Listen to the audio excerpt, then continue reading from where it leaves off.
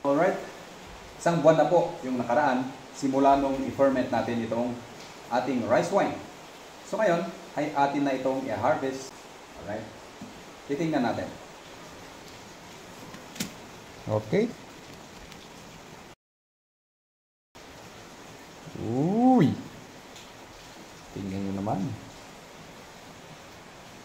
Isang alas juicy. Ang seste po nito ay sasalain natin.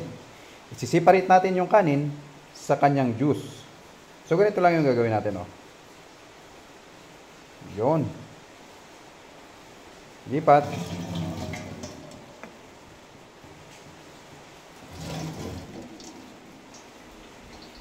Bangong-bango na kaagad.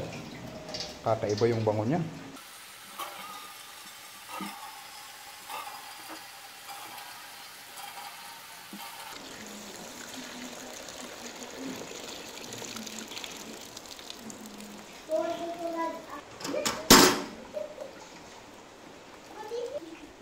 Isinunod natin itong nasa maliit na banga o burnay.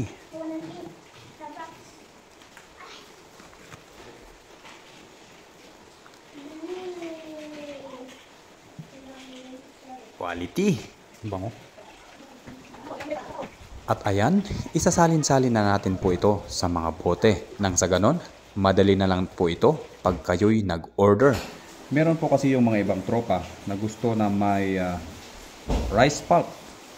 Ito, na lumulutang sa kanilang wines. Kaya lalagyan natin yung iba. Sa mga mag-order, ay mag-request na lang kayo. Kung gusto nyo may with pulp or without, ay pwedeng-pwede po. Ganito po yung gagawin natin. Oh. Papasok po natin ito dito. Bale, ganito po yung magiging itsura. Ito ay lulutang po ito dito. Huwag kayong mag-alala kasi lulutang po yan sila. Tapos dito sa baba ay clear na clear. At ayan, ready for shipping na po mga kamandirigma.